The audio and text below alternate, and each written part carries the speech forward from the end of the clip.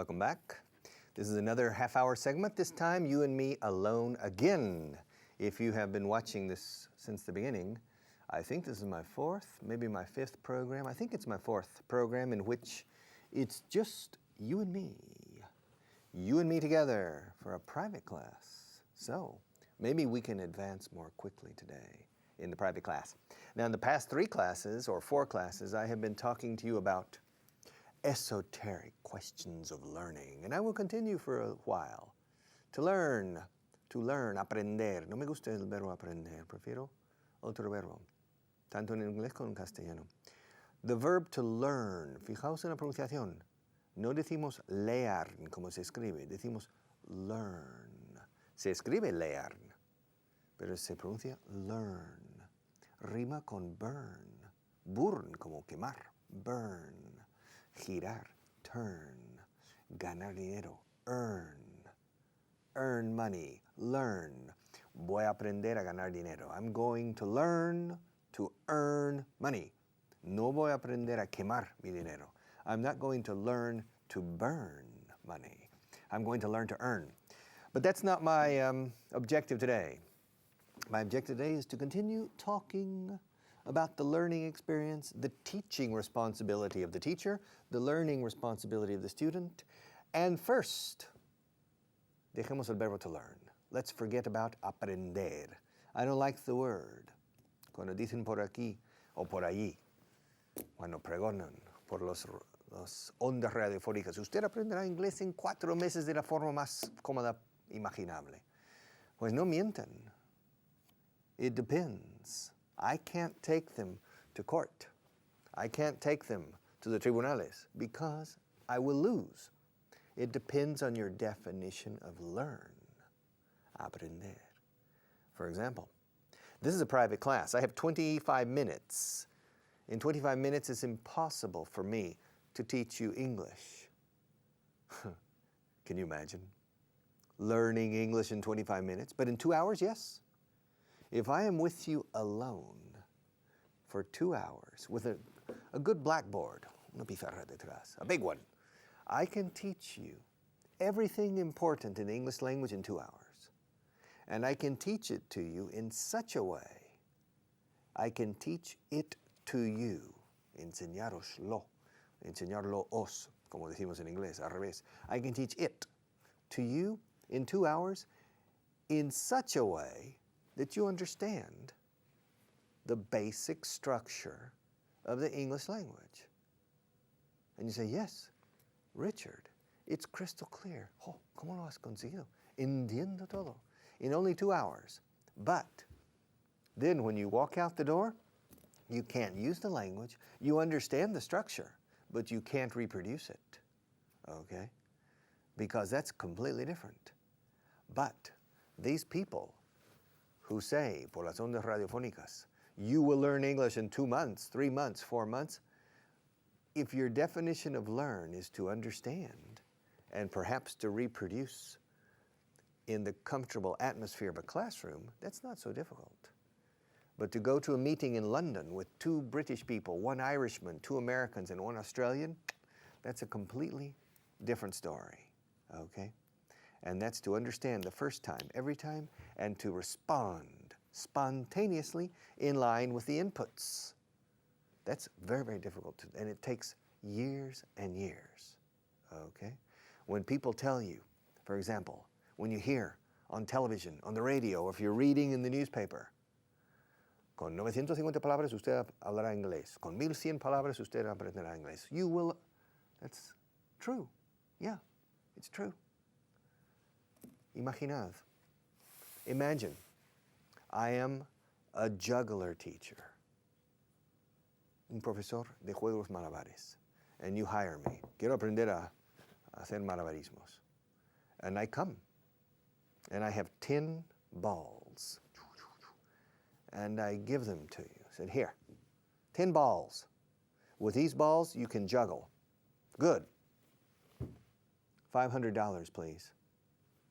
Oh, wait. I don't know how to juggle. Oh, you have 10 balls? Yes, but I don't know how to juggle.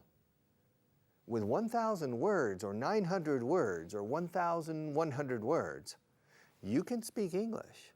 Yes. If, aquí está el famoso if you know how to combine those words, and 1,000 words in English admiten 70 million combinations and permutations. Good luck. To learn to juggle with 10 balls is very, very difficult. You need to practice and practice and practice and practice and practice.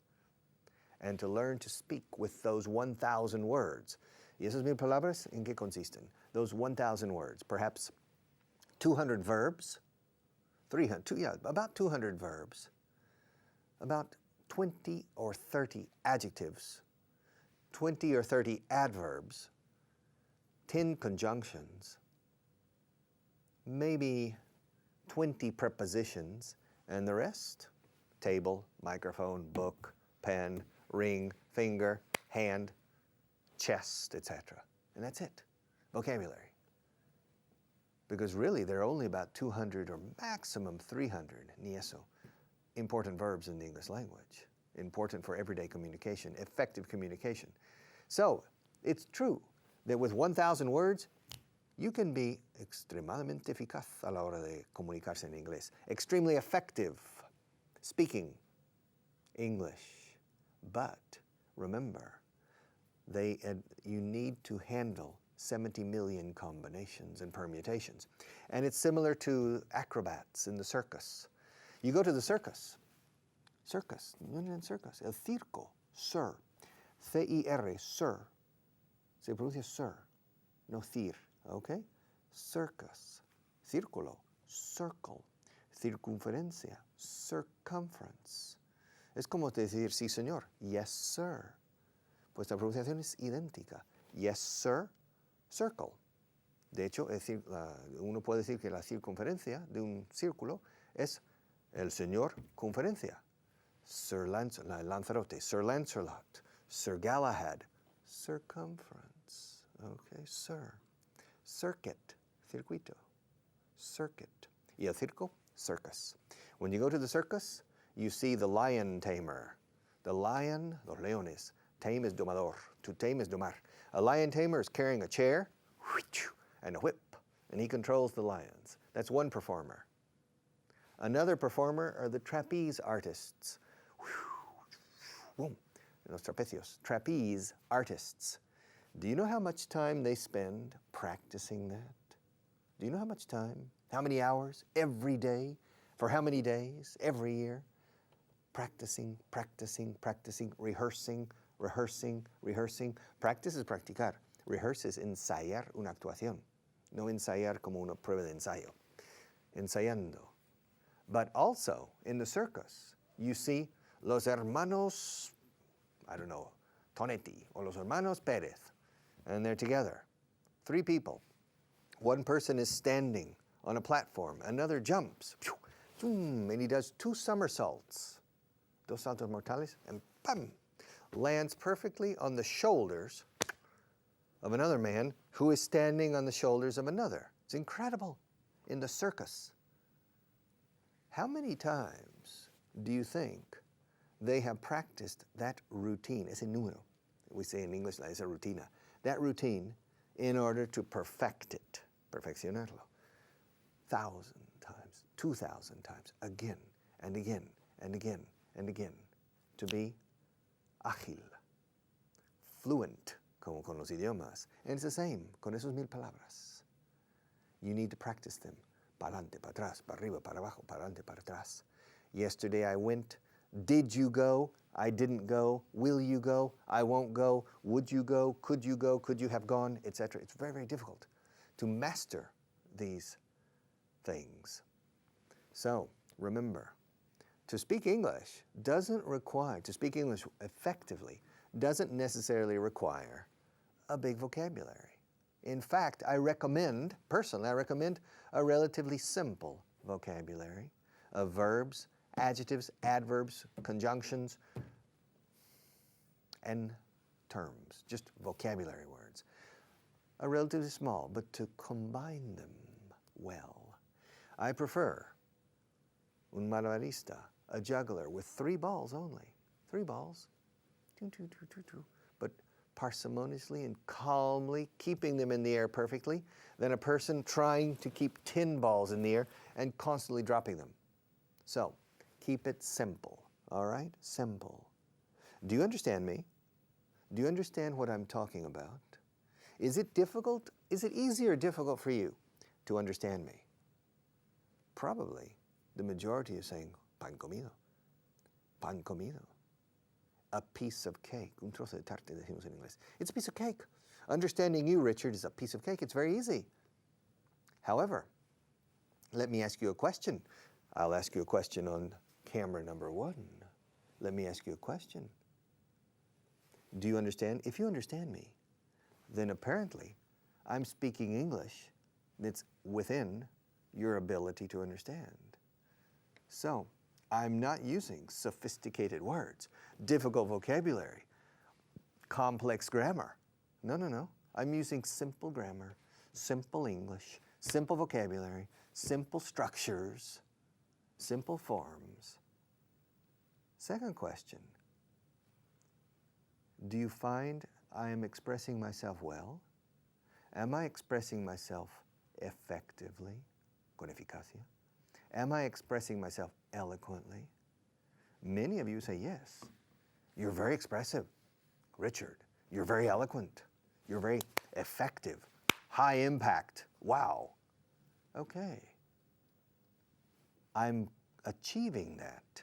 I'm accomplishing this objective of eloquence, impact, with very simple words. Moraleja de la historia. The moral, se escribe moral como en español. The moral of the story is, for if you want to be eloquent, high impact, effective, when you speak, in front of one person or in front of many people, in Spanish or in English, you don't need to use complex structures.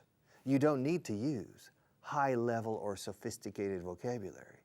You don't need to use eloquent adjectives with simple adjectives, basic structures, everyday words and phrases. You can be as eloquent, as high impact, or even maybe more. All right? So probably, you know enough English right now to speak like I'm speaking now. Why am I so much better than you speaking in English? If you understand me perfectly, then you have the English that I'm using now. And what's your problem? What's your problem? Well, 3. Problem number 1, you don't understand as well as I do, okay? So in real situations with people, you have a bit of anxiety and suffer because you don't understand Australian accents, certain British accents, certain American accents, etc. Second, you don't have self-confidence. Autoconfianza, decimos en inglés. Decisión, resolución, confianza en uno mismo. You don't have self-confidence. Why? Maybe because you don't understand perfectly. And second, you think you don't speak English well. You think you don't know enough. ¿Crees que no sabes lo suficiente? Fijaos en el acento que tengo cuando hablo en castellano. Se me nota enseguida que soy guiri. ¿Ok? Sin embargo, no tengo pelos en la lengua. No tengo miedo de hablar.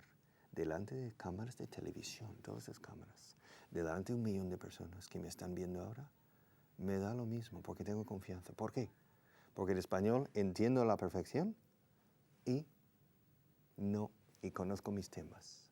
¿Ok? Y estoy convencido de dichos temas. Okay? So, going back to English, you can be eloquent with a Spanish accent in English. It's not necessary to speak with a perfect accent. ¿Qué va? Javier Solán en Bruselas. Mr. Peck, the man who is responsible for the foreign relations of the European Union, he has un acentazo español cuando habla inglés. This is very important. ¿Y qué? I understand him perfectly.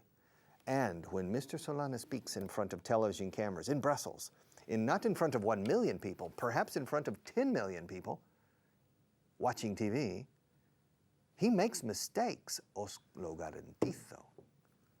Él da patadas a mi diccionario, más de una vez. De hecho, una vez cada 4 o 5 frases que emite, que pronuncia. He makes mistakes. And he has a very strong Spanish accent. ¿Y qué? When I'm watching Mr. Solana in Brussels speak, I understand him perfectly, I understand the subject, and he speaks with effectiveness. Fijaos cómo lo digo, muchas sílabas. Effectiveness, eficacia, efectividad. He speaks with effectiveness. So, what is Mr. Solana's secret? What does he have that you don't have? Probably, if you watch Solana and that camera over there, let's change to camera number 3, and let's talk about our friend Mr. Solana in Bruselas. 1, 2, 3. Now, if you are watching television, zapping, and you stop for a moment on the news, and there is the politician and diplomat, Mr. Solana, working in Brussels and speaking in front of television cameras with lights, like these lights that blind me. And he's speaking in English, and you understand him perfectly. He's speaking about Kosovo, or about Palestine, or about Gordon Brown, or about the European Union, or about the immigration question, or about the common agricultural policy, el CAP, Política Agraria Común. He's talking about these things, the common agricultural policy. And you say, le entiendo todo. What is his secret? You know enough English now, probably. Most of you know enough English now to express yourself well in English. But you can't. Why? El problema está en el coco, no en el idioma y la lengua, ni en los verbos.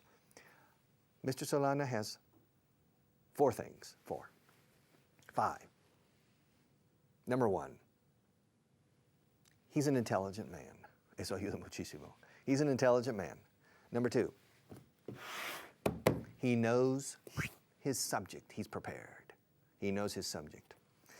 Number 3, he understands perfectly, which means when a person speaks to him, a journalist, another politician, a diplomat, a head of state, head, cabeza de Estado es nuestra forma en inglés de decir jefe de Estado, head of state, he understands perfectly. So, he can respond to the inputs in line with his intelligence and his knowledge of the subject. So for Mr. Solana, the critical aspect, the critical question is to be intelligent and to know his subject. And number 3, to understand perfectly. La primera vez, todas las veces. First time, every time. And if you understand perfectly and you know your subject, you are confident. You're not afraid to speak, okay? You're not afraid to speak. And finally, even though he makes mistakes, aunque comete errores, he usado even though, T-H-O-U-G-H, como pensamiento, thought, quitando la T al final, though, la pronunciación cambia un poco. Even though he makes mistakes y comete errores, por eso digo even though, si no cometiera errores y dijera aunque cometiese errores, no usaría even though, usaría even if. Even if he made, pero el hecho es que sí comete, entonces digo even though. Pero eso es un punto gramatical para otro día. Even though he makes mistakes, he speaks effectively. And our friend, Mr. Solana, knows perfectly. He knows perfectly well that he is not perfect when he speaks English. His English is far from perfect. My Spanish is far from perfect. But, Mr. Solana, and I hope in my case, we are perfect communicators in the other language. The question is to communicate perfectly, not to speak perfectly. It's impossible to speak perfectly, even in your own language. But it's very possible to be a truly effective communicator in your own language and in a second language with simple words, simple structures, everything. So, I have 5 minutes to finish this program, and I prefer to finish it in the main camera So I'm going to tell Luis, el realizador, to change when I count to 3. And we'll finish este sermón, me vais a perdonar. Okay, Luis, are you ready? 1, 2, 3. All right?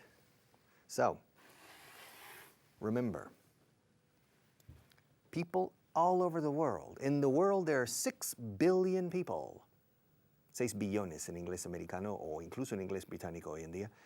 Aquí decís 6,000 millones. Bueno, 6,000 million people on this planet. Now, approximately 400 million speak English as a native language, as their mother tongue. Americans, Canadians, Australians, Kiwis, New Zealanders, South Africans, Jamaicans, Irish, and several more.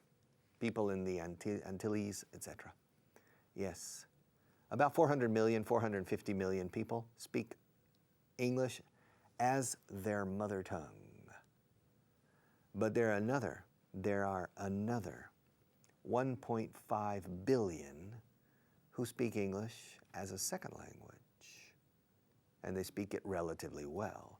In India, in the Philippines, in certain countries, for example, in Denmark, Sweden, Norway, the Netherlands, or Holland. Now, if you listen to these people, they don't speak. This 1.5 billion, 1,5 mil millones de personas, no chaporrean, pero hablan un inglés no perfecto, Ojo. They don't speak perfect English. They make mistakes.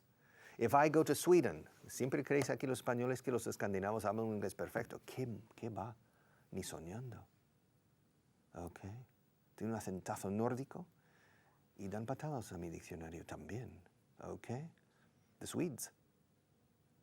If we go to Sweden, I will take you to Sweden, or to Norway, or to Denmark, or to Holland, and we will talk. Listen to me, talking with these people. Listen to me. And I will point out, señalaré, Señalar físicamente is to point, pero señalar figurativamente, hacer hincapié en algo. Señalar is to point out. Señale out cuando es figurativo. Cuando no es figurativo es point at or point to, okay? I will point out in the taxi or in anywhere in Stockholm or in Gothenburg, I will point out the mistakes. ¿Te has fijado? Raúl, Inés, Pepe. ¿Os habéis fijado? He made a mistake. Again, another mistake. Uf, ha metido la pata pero bien. He made a big mistake, okay? And they make mistakes all the time. And they talk with a very Nordic accent, que para vosotros a lo mejor suena nativo, pero no lo es, ojo, ni soñando. It's not native, okay? So, a recommendation. Recommendation number 1. Work on your ear. Expose your ear to the music of the language every hour possible. Okay, on this television station, Aprende Inglés TV, conmigo. Listen to the radio in English. Listen to CDs. Listen to music in English. Keep the English language near your ear, caressing, acariciando el oído hasta abrirlo. Okay? Because that will make you feel more confident. When you start to understand better, es como una bocanada de aire fresco. It's like a breath. Breath es un aliento, respiración, pero también se dice en inglés a breath of fresh air. It's like, qué gozada el inglés, me encanta. Because you're suddenly understanding. Ya no suena chino, ni a quechua. Suena a un idioma que entiendes. Y os advierto, si veis películas en versión original y no entendéis nada, o prácticamente nada, os enseño el guión y entendéis el 80%. What's the problem? Your ear, when you don't understand, it's not a question usually that they are using forms and structures or vocabulary you don't understand. It's a question that your ear is not discriminating sounds. Tu oído no discrimina los sonidos bien. And if you watch this show and other shows on Aprende Inglés TV in the coming year and years, esto va para largo, you will notice a change, and you will notice, anda, entiendo mucho mejor. Okay, and good luck on it. I have to go. Time to say goodbye. I will see you again very soon, okay? And study. Es un orden. Study. Bye-bye.